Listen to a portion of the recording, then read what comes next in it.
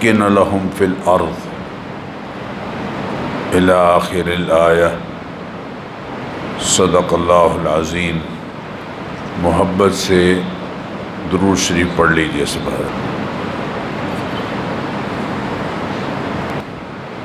اور عزیز بھائیوں، ملک اور بیرون ملک پاکستانی اپنا 75واں یوم آزادی منانے جا رہے ہیں۔ آزاد قوموں کے ہاں یوم آزادی منانے کے ہمیشہ سے کچھ مقاصد رہے ہیں، جن میں پہلا بڑا مقصد ملک کی عوام میں وطن سے محبت کا جذبہ بیدار کرنا، وطن کے اجتماعی مفاد کو ذاتی مفادات پر ترجیح دینے کا مزاج پیدا کرنا۔ اسی طرح تحریک آزادی کے شہداء کی قربانیوں کو سلام اور ان کی یاد اور ان کا تذکرہ کرنا۔ اور چوتھا بڑا مقصد وطن کے قیام کے اساسی مقاصد سے نسل نو کو آگاہ کرنا۔ کسی بھی قوم کے ہاں جب یوم آزادی منایا جاتا ہے تو یہ باتیں پیش نظر رہنی چاہیے یا رہتی ہیں۔ یہ کڑوا سچ ہے کہ ہمارا الیکٹرانک اور سوشل میڈیا ان ایام میں ان مقاصد کی تشہیر اور ان کے حصول کے لیے قوم کو متوجہ کرنے میں عموماً ناکام رہتا ہے۔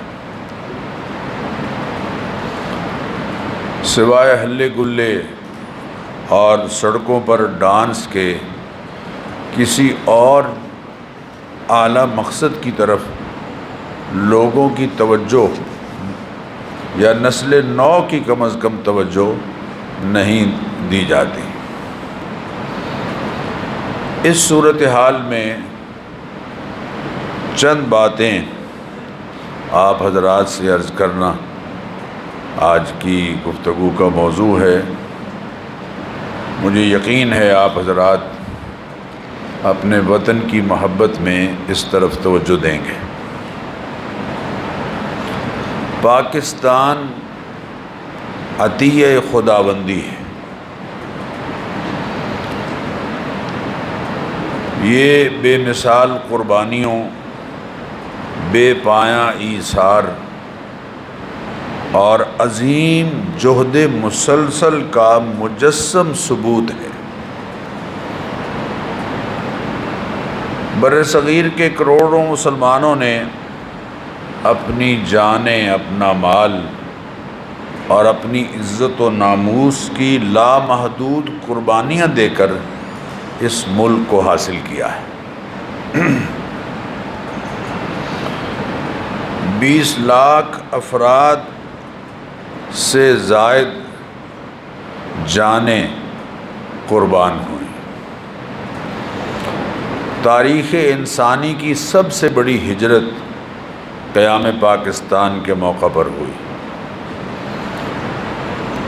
اور سچی بات یہ ہے کہ خون کے دریا عبور کر کے، لاشوں کے انباروں سے گزر کر اور جواں سال بیٹیوں اور بہنوں سے گاؤں کے کنویں بھرتے ہوئے، معصوم بچوں کو سکھوں اور ہندوؤں کے نیزوں کی انیوں میں پروتا یا پرویا دیکھتے ہوئے حشر کے منظر کے ساتھ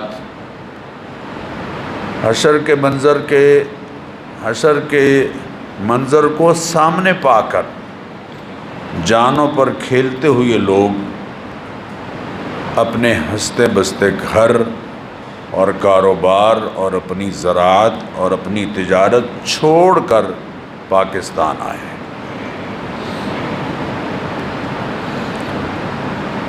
متحد ہندوستان کے ایک گوشے سے دوسرے تک،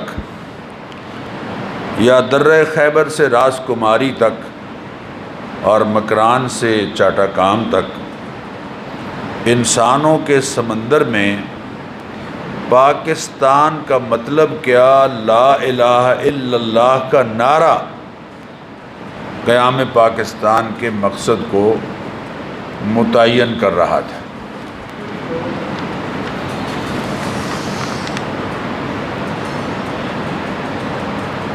اور میرے بزرگوں اور دوستوں، تحریک پاکستان کے 1945 سے 1947 تک 3 سالہ جو عوامی جذباتی دور ہے، اس میں کروڑوں لوگ دین اسلام پر عمل کرنے کی تجربہ کے لیے گڑ گڑا کر دعائیں بھی کر رہے تھے اور اس نعرے کو بھی دہرا رہے تھے کہ پاکستان کا مطلب کیا، لا الہ الا اللہ۔ پاکستانی مرتبہ تاریخ کے مطابق پاکستان کا بنیادی تخیل پیش کرنے والے شاعر مشرق، بلکہ شاعر ملت اسلامیہ علامہ اقبال مرحوم، انہوں نے الہ آباد میں 1930 میں مسلم لیگ کے اجلاس کی صدارت کرتے ہوئے جو صدارتی خطبہ دیا، بڑا معروف خطبہ ہے، اس کے الفاظ پر ذرا غور کیجیے۔ آپ نے فرمایا تھا، یعنی اس خطبے میں ہندوستان کے مسلمانوں کے لیے جداگانہ ریاست کا تصور پیش کرتے ہوئے آپ نے ریاست کا تعین کن الفاظ میں کیا، ذرا غور کیجئے کہ وہ کیسی ریاست ہونی چاہیے۔ آپ نے فرمایا، اسلام کا مذہبی نصب العین اس کے معاشرتی نظام سے الگ نہیں ہے، دونوں ایک دوسرے کے لیے لازم و ملزوم ہیں۔ اگر آپ نے ایک کو ترک کر دیا تو بالآخر دوسرے کو بھی ترک کرنا ہوگا۔ یعنی یہ ہو نہیں سکتا کہ نظریہ اسلام کا ہو اور معاشرہ تہذیب مغرب کا نمائندہ ہو۔ فرمایا، میں نہیں سمجھتا کہ کوئی مسلمان ایک لمحے کے لیے بھی کسی ایسے نظام سیاست پر غور کرنے کے لیے آمادہ ہوگا جو اسلام کے اصولوں کے منافی، کسی وطنی یا قومی اصول پر مبنی ہو۔ اور خطبے کے آخر میں فرمایا، اگر ہم چاہتے ہیں کہ اس ملک میں اسلام ایک تمدنی قوت کی حیثیت سے زندہ رہے، اسلام اس ملک میں تمدنی قوت کی حیثیت سے زندہ رہے، تو اس کے لیے ضروری ہے کہ اسلام ایک مخصوص علاقے میں اپنی مرکزیت قائم کرے۔ یہ علاقہ جات ہے۔ یہ الفاظ اس تاریخی خطبے کے ہیں جو الہ آباد میں سلطنت پاکستان کے قیام کے مقاصد کا تعین کرتے ہوئے علامہ اقبال مرحوم نے فرمائے۔ پھر 23 مارچ 1940 کو قیام پاکستان کا مطالبہ سامنے آیا اور بر صغیر کو 2 قومی نظریے کی بنیاد پر، 2 نیشن تھیوری کی بنیاد پر تقسیم کرنے کے لیے تحریک نے زور پکڑا تاکہ مسلمان ایک آزاد اسلامی ریاست میں اپنے نظریے کے مطابق ایک مملکت قائم کر کے اس کے تحت زندگی گزار سکیں۔ اور تحریک پاکستان کے بانیان اس بارے میں کیا رائے رکھتے تھے؟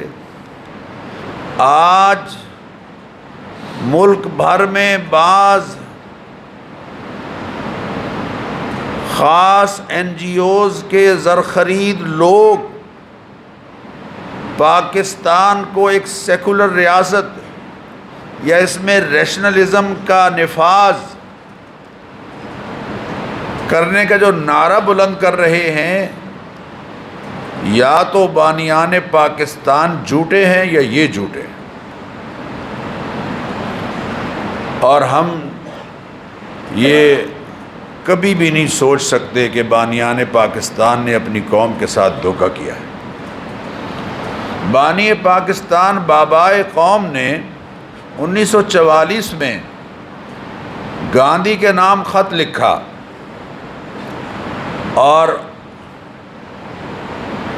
اس خط کے ذریعے سے اسلام کے نظام زندگی ہونے کے بارے میں ان کی رائے واضح طور پر سمجھ آتی ہے۔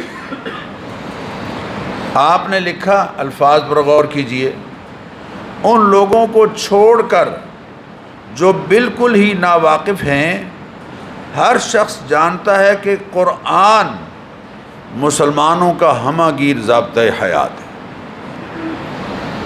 مذہبی، معاشرتی، دیوانی، معاشی، عدالتی غرض کے ہماری تمام مذہبی رسومات سے لے کر روزمرہ زندگی کے معاملات تک، روح کی نجات سے لے کر جسم کی صحت تک، اجتماعی حقوق سے لے کر انفرادی حقوق تک، اخلاقیات سے لے کر جرائم تک، اور دنیاوی سزاؤں سے لے کر آنے والی زندگی کی جزا و سزا تک کے تمام معاملات پر اس قرآن کریم کی عمل داری ہے۔ قیام پاکستان کے چند ماہ بعد فروری 1948 میں ایک اخباری انٹرویو میں قائد اعظم نے پاکستان کی اسلامی نظریاتی حیثیت کو انتہائی واضح الفاظ میں اس طرح سے بیان فرمایا، الفاظ پر ذرا غور کیجئے۔ فرمایا، پاکستان کا دستور ابھی بننا ہے، بالکل آغاز ہے، پاکستان کا دستور ابھی بننا ہے، اور یہ پاکستان کی دستور ساز اسمبلی بنائے گی۔ مجھے نہیں معلوم کہ اس دستور کی شکل اور حیثیت کیا ہوگی یا حیت کیا ہوگی، اس دستور کی شکل اور حیت کیا ہوگی، لیکن اتنا یقین سے کہہ سکتا ہوں کہ یہ دستور جمہوری نوعیت کا ہوگا اور اسلام کے بنیادی اصولوں پر مشتمل ہوگا۔ ان اصولوں کا اطلاق آج کی عملی زندگی پر بھی اسی طرح ہو سکتا ہے جس طرح آج سے 1300 سال پہلے ہو رہا تھا۔ قائد اعظم مرحوم کی تقریروں کے 140 اقتباسات تاریخ میں محفوظ ہیں۔ 100 اقتباسات 1937 سے 1947 تک اور 40 اقتباسات قیام پاکستان سے لے کر ان کے انتقال تک۔ ان تمام تر تقریروں میں انہوں نے قیام پاکستان کے مقاصد کا تعین کیا ہے۔ آپ نے 9 فروری 1951 کو کراچی میں مؤتمر عالم اسلامی کے اجلاس سے خطاب کرتے ہوئے فرمایا، حصول پاکستان کی تحریک کا مقصد یہ کبھی نہیں رہا کہ دنیا کے ممالک میں ایک اور ملک کا اضافہ ہو جائے۔ پاکستان کے قیام کا مقصد یہ کبھی نہیں رہا کہ دنیا کے ممالک میں ایک اور ملک کا اضافہ کیا جائے۔ اس جد و جہد سے بر صغیر کے مسلمانوں کا مقصد اپنے لیے ایک ایسے خطۂ زمین کا حصول تھا جہاں اسلامی تصورات اور اصول حیات پر عمل اور اس کے ثمرات کا دنیا کے سامنے مظاہرہ کیا جا سکے۔ آپ نے اپنی تقریر میں یہ اہم جملہ ارشاد فرمایا کہ پاکستان میں حکومت قرآن کریم کے احکام اور اصولوں کے مطابق چلائی جائے گی۔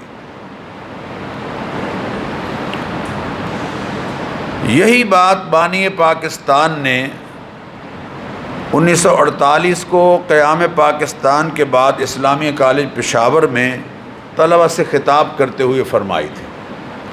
آپ نے فرمایا، ہم نے پاکستان کا مطالبہ ایک زمین کا ٹکڑا حاصل کرنے کے لیے نہیں کیا تھا، بلکہ ہم ایک ایسی تجربہ گاہ حاصل کرنا چاہتے تھے جہاں ہم اسلام کے اصولوں کو آزما سکیں اور پریکٹیکل لائف میں انہیں نافذ کر سکیں۔ 13 مارچ 1949 کو بانی پاکستان اور تحریک پاکستان کے ساتھی اور بانیان پاکستان میں اس کے نمایاں نام لیاقت علی خان مرحوم نے قرارداد مقاصد پیش کی، جس کی پہلی 3 دفعات یہ تھیں کہ پاکستان میں حاکمیت اعلیٰ اللہ تعالیٰ کے لیے خاص ہے، حکمران نائب ہوگا۔ پاکستان میں ہر اسلامی ریاست میں جو خود کو اسلامی ریاست کہتے ہیں، وہاں حاکم حقیقی اور مقتدر اعلیٰ کون ہے؟ اللہ۔ وقت کا حکمران اللہ کا نمائندہ ہے، وہ کوئی ایسا قانون پاس نہیں کر سکتا، بلکہ پوری پارلیمنٹ مل کر بھی ایسا قانون پاس نہیں کر سکتی، چاہے 100% نمائندگی ہی کیوں نہ ہو اور ممبران اس کے حق میں ہی کیوں نہ ہوں جو قرآن و سنت کی تعلیمات سے متصادم۔ یعنی یہ کبھی نہیں ہو سکتا کہ 51% ممبران ہومو سیکسلٹی کے حق میں اگر ووٹ دے دیں تو قانون بن جائے، ایسا کبھی نہیں ہو سکتا۔ پاکستان میں حاکمیت اعلیٰ اللہ تعالیٰ کے لیے خاص ہے اور حکمران نائب ہوگا۔ اور دوسرا، جمہوریت، آزادی، مساوات، رواداری اور اجتماعی انصاف کا نظام اسلامی اصولوں کے مطابق عمل میں لایا جائے گا۔ اور تیسری بات کہ مسلمانوں کی انفرادی اور اجتماعی زندگی کے لیے قرآن و سنت کے خلاف کوئی قانون نہیں ہوگا۔ میرے بزرگوں اور دوستوں، پھر 1954 کی دستوری سفارشات اور 1956 کا آئین اور پھر 1962 اور پھر 1973 کا متفقہ آئین، اس جو دستور بنایا گیا اس میں اس عہد کو دہرایا گیا، اور 1975 میں منکرین ختم نبوت کو غیر مسلم قرار دینے کے لیے جو دستوری ترمیم کی گئی اور 1985 میں جو دستوری ترامیم کی گئیں، ان سب کے ذریعے سے اس بات کو واضح کیا گیا کہ پاکستان ایک اسلامی نظریاتی ریاست ہے۔ اور مرحوم ضیاء الحق، ان کے دور میں جن اسلامی دفعات کو پی سی او میں شامل کیا گیا وہ یہ تھی کہ آئین کے آرٹیکل 2 میں کہا گیا کہ اسلام پاکستان کا سرکاری مذہب ہوگا، اور آرٹیکل 2A کے مطابق قرارداد مقاصد آئین کا حصہ متصور ہوگی۔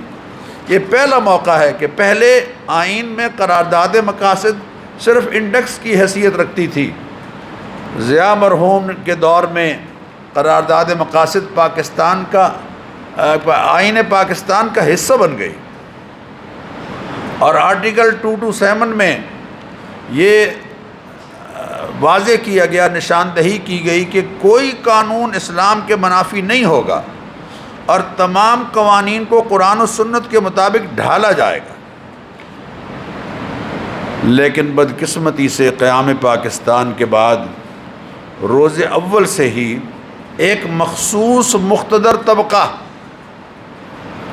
مغرب زدہ طبقہ، مغرب زدہ چند لوگ اور کچھ لسانی گروہ اور بعض وظیفہ خور صحافی، این جی اوز کے وظیفہ خور صحافی اور کچھ عیسائی تنظیمیں اور بعض لادینی نظریات رکھنے والے سیاستدان پاکستان کو ایک سیکولر ریاست قرار دینے کے لیے بے قرار ہو گئے اور بے قرار ہیں، بلکہ اس مذموم مقصد کے لیے دن رات اپنی صلاحیتیں، اپنا سرمایہ اور اپنے اثر و رسوخ استعمال کر رہے ہیں۔ ملک کے مسلم تشخص کو کسی طریقے سے ختم کیا جائے، ریشنلزم کو اپنا مطمع نظر قرار دیتے ہوئے ملک کو سیکولر ریاست قرار دینے کے لیے کوشاں ہے، اور یہ سب کچھ مملکت خداداد پاکستان کے اسلامی تشخص کو ختم کرنے کے لیے کیا جا رہا ہے، کیونکہ سیکولرزم کے بنیادی مقاصد ہی یہ ہیں کہ لوگوں کی دینی نظریاتی وابستگی ختم کی جائے، لوگوں کو کہا جائے کرسچینٹی کی طرح کہ مسجد کے اندر تک تم بس قانون اللہ کا ہے اور مسجد کے باہر قانون ملکہ کا ہے، اور بس نماز روزہ کرتے رہو، باقی ملک بھر میں عدالتوں میں اور تعلیمی اداروں میں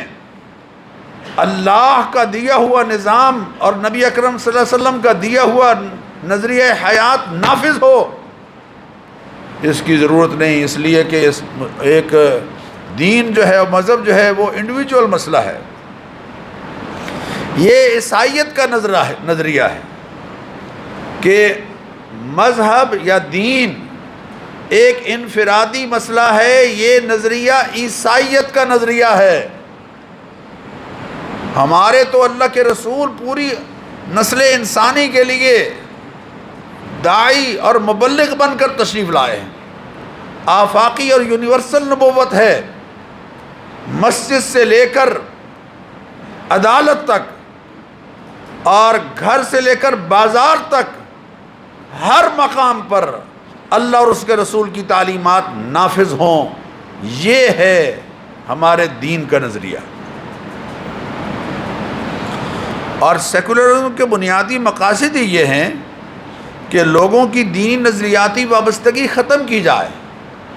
چنانچہ ہارورڈ کے ماہر الہیات، انہوں نے اپنی کتاب سیکولر سٹی میں سیکولرزم کی وضاحت کرتے ہوئے لکھا ہے، اچھا میں حیران ہوں کہ جس ملک کو ہمیشہ سے یہ کہا جا رہا کہ وہ ایک سیکولر ریاست ہے، وہ اپنے آپ کو مذہبی ریاست بنانے کی راہ پر پڑ چکا ہے، اور ہم جنہوں نے حاصل ہی ملک اس لیے کیا کہ قرآن و سنت کی بالادستی ہوگی، وہ سیکولرزم کی طرف بڑھ رہے ہیں۔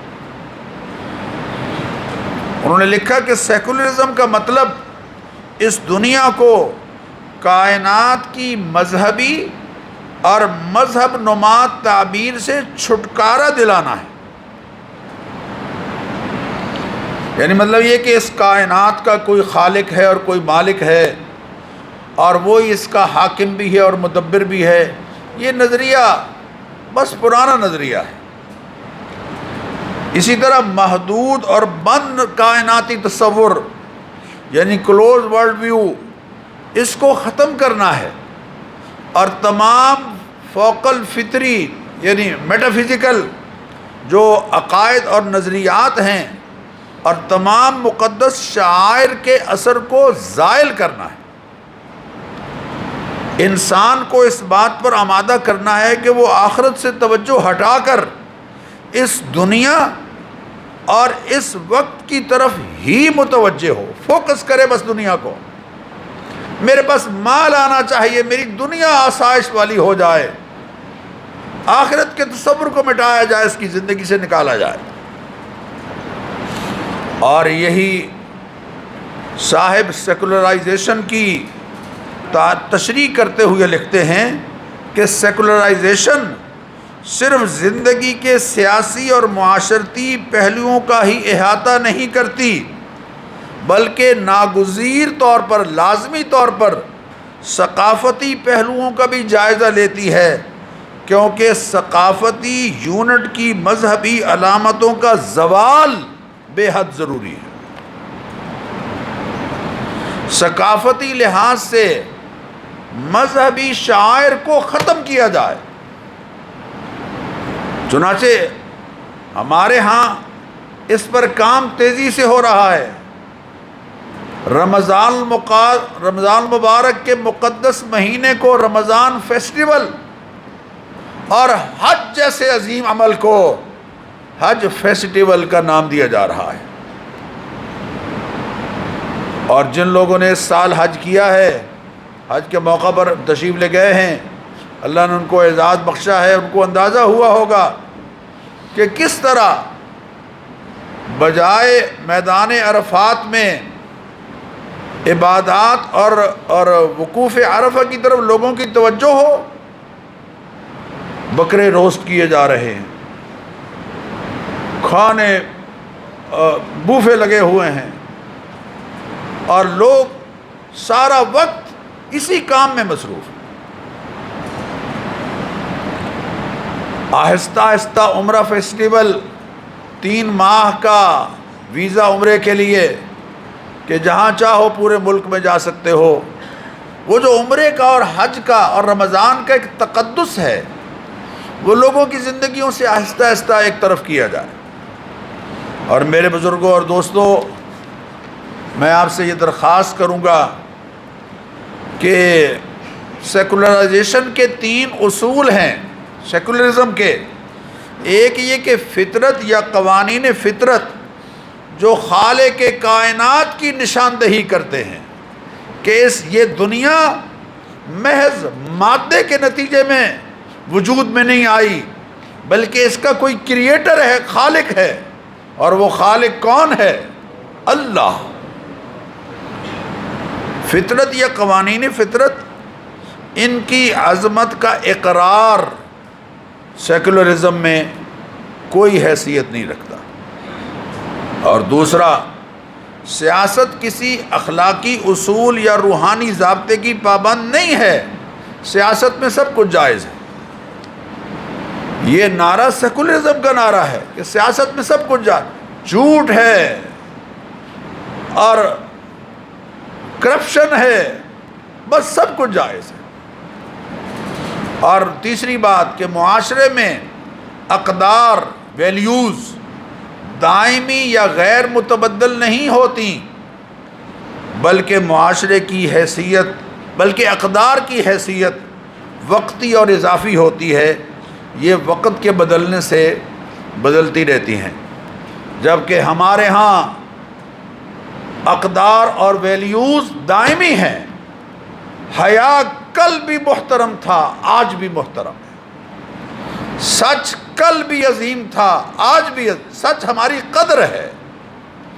محنت اور قناعت یہ مسلمانوں کی قدر ہے، روایات ہیں، ویلیوز ہیں۔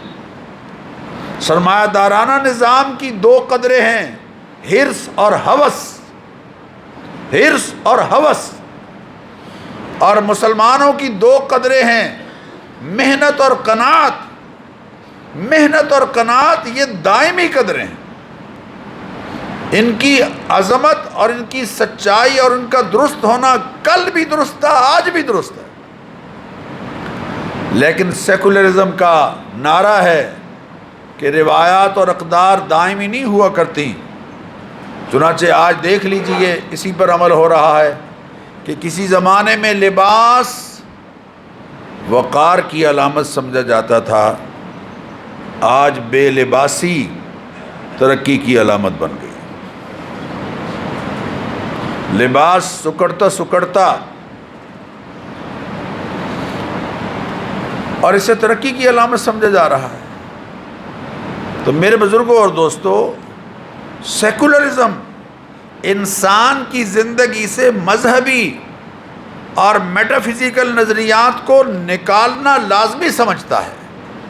فرشتوں پر ایمان، اللہ کی ذات عالی پر ایمان، روز جزا پر ایمان اور آخرت کے میں اللہ تعالیٰ کے حضور میں پیشی پر ایمان، یہ ساری ایسی چیزیں ہیں جو ماورائے عقل ہیں، خلاف عقل نہیں۔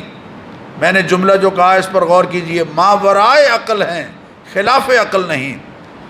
عقل کلی کے حامل ہستیاں ان تعلیمات کو انسانوں تک پہنچاتی رہی،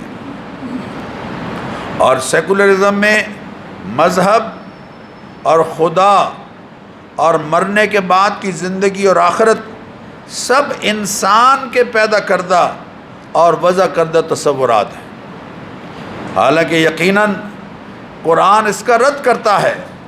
قرآن نے یہ نظریات وحی کے ذریعے سے دیا، اور اس پر انشاءاللہ آئندہ خطبے میں تفصیل سے بات عرض کروں گا۔ اس لیے میرے بزرگوں اور دوستو، سیکولر سٹی کتاب میں جس کا میں ذکر کر رہا ہوں، اس میں لکھا گیا کہ مذہب اور میٹافزیکل عقائد کی تائید کو انسان کی زندگی سے خارج کر کے انسان کو اپنے سہارے پر کھڑا کرنا، یہ سیکولرزم کا اصل ہدف ہے۔ جب تک مذہب اور میٹافزیکل نظریات کے حوالے باقی ہیں، انسان کی زندگی خطرے میں رہے گی۔ یہ ہے وہ سوچ کہ جو پاکستان میں عام کی جا رہی ہے۔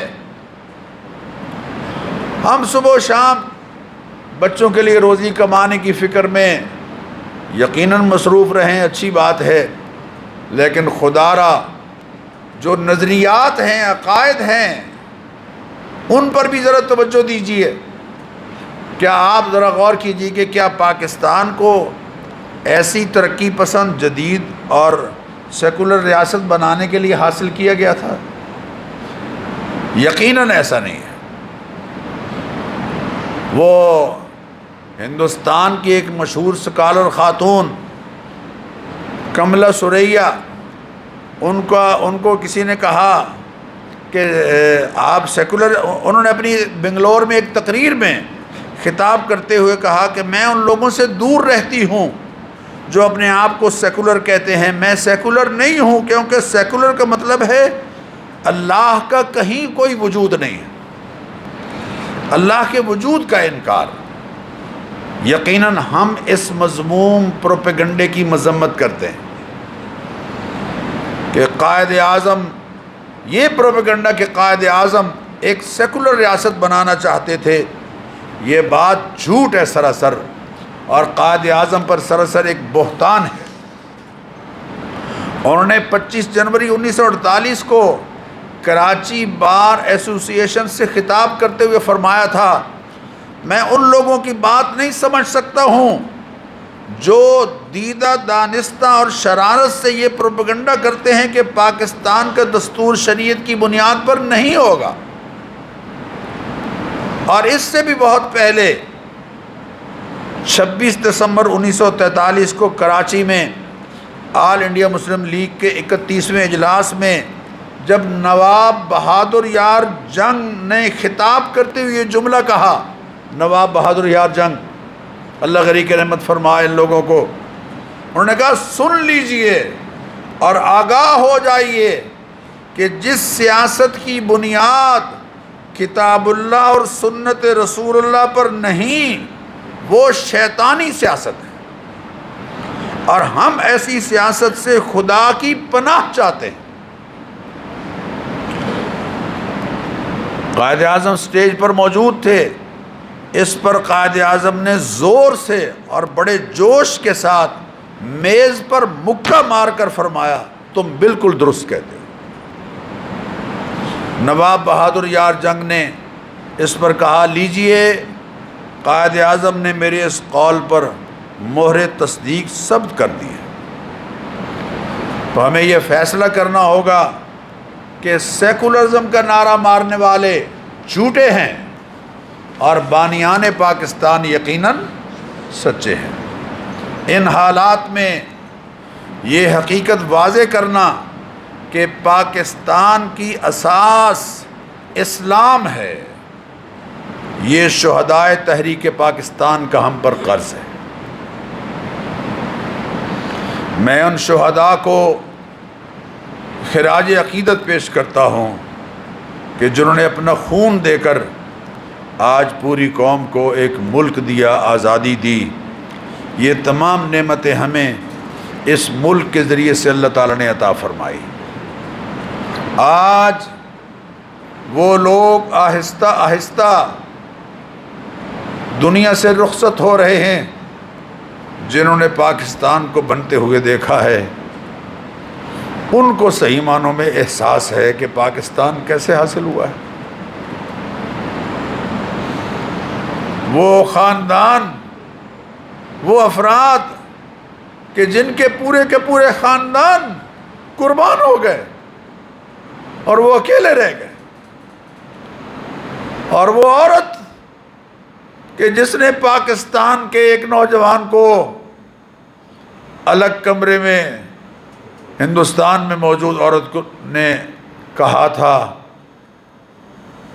کہ میں پاکستان کی تحریک آزادی اور پاکستان کے قیام کے وقت اپنے ماں باپ سے بچھڑ کر یہیں رہ گئی تھی، میرے پیٹ سے کئی کافر بچے جنم دے چکے ہیں، لیکن دیکھو اپنے ملک کے لوگوں کو کہنا کہ پاکستان بڑی قربانیوں سے حاصل ہوا ہے۔ میرے بزرگوں اور دوستو، آج کچھ لوگ روشنیاں جلا کر یہ اگربتی مافیا، یہ جو موم بتی مافیا ہے، یہ آہستہ آہستہ غیروں کے طریقے اپنے ملک میں رائج کرنے کا انداز ہے۔ یہ کچھ خواتین موم بتی مافیا، کوئی جو فوت ہو گئے ہیں ان کے لیے موم بتیاں جلا کر چوکوں میں، یہ ہمارا کلچر نہیں ہے، یہ ہمارا تمدن اور ہماری معاشرت نہیں ہے۔ روشنیاں جلا کر ان کی قربانیوں کو یاد کر رہے ہیں، اور کچھ لوگ مینار پاکستان میں اور دوسرے مقامات پر وہ دھمال میلہ آزادی کا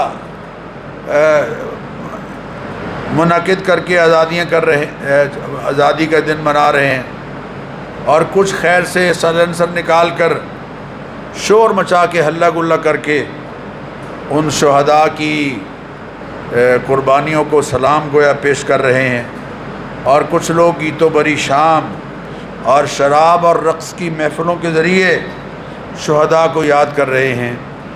ان حالات میں ہمیں کم از کم اس پاکستان کے استحکام کے لیے اللہ سے دعا کرنی ہے، عدم برداشت کے بڑھتے ہوئے رجحان کو کنٹرول کرنے کے لیے اپنی بساط بھر کوشش کرنی ہے، اور ہر میدان میں دھوکہ، ہر میدان میں دھوکہ اور فراڈ، حتیٰ کہ پھل بیچنے والا وہ بھی آگے اچھا پھل اور پیچھے گندا پھل، اور شاپر تبدیل کرنا، استغفر اللہ استغفر اللہ۔ دھوکہ دہی کے مزاج کی ہم نے کم از کم جتنے لوگ یہاں موجود ہیں، دیکھو ایک بتی جلتی ہے، اندھیرا ضرور چھٹتا ہے، یہ ضرور چھٹتا ہے اندھیرا۔ اپنی بتی جلائیے خدا را، ہم جلائیں گے انشاءاللہ۔ دھوکہ دہی کے مزاج کی عملی نفی کرنی ہے، اور وطن کے استحکام اور نظریاتی اور ملکی سرحدوں کے تحفظ کے لیے اللہ تعالیٰ سے مانگنا ہے، اور وعدہ کرتے ہیں ہم اللہ تجھ سے کہ ہم اپنی بساط بھر ملکی قوانین پر عمل کریں گے، قانون کی بالادستی کے لیے کوشاں رہیں گے، اور انفرادی مفاد پر اجتماعی مفاد کو ترجیح دینے کی اور اہمیت دینے کی انشاءاللہ کوشش کریں گے۔ اور کم از کم اتنا ہی کر لو یار کہ اپنی سواری اور اپنی موٹر سائیکل زیبرا کراسنگ سے اور اشارے پر رک جانے کا مزاج ہی بنا لو۔ میں تو حیران ہوتا ہوں کہ ہمیں کتنی جلدی ہے اور کہاں جانا ہے۔ ہم نے مزاج بنائے رکنے کا۔ یہ ایک معمولی سی مثال ہے، اور ان شہداء کو خراج عقیدت پیش کرنے کے لیے آج اسی نعرے کو دہراتے ہیں جو انہوں نے تحریک پاکستان کے لیے پورے ملک میں عام کیا تھا، اور وہ نعرہ ہے پاکستان کا مطلب کیا؟ لا الہ الا اللہ۔ پاکستان کا مطلب کیا؟ لا الہ الا اللہ۔ پاکستان کا مطلب کیا؟ لا الہ الا اللہ۔ پاکستان کا مطلب کیا؟ لا الہ الا اللہ۔ لا الہ الا اللہ یہ زندگی کا اصول ہے، اور محمد الرسول اللہ طرز زندگی ہے۔ لا الہ الا اللہ مقصد زندگی ہے، اور محمد الرسول اللہ طرز زندگی ہے۔ اللہ ہمیں اسی احساس پر زندہ رکھے۔ وآخر دعوانا الحمدللہ۔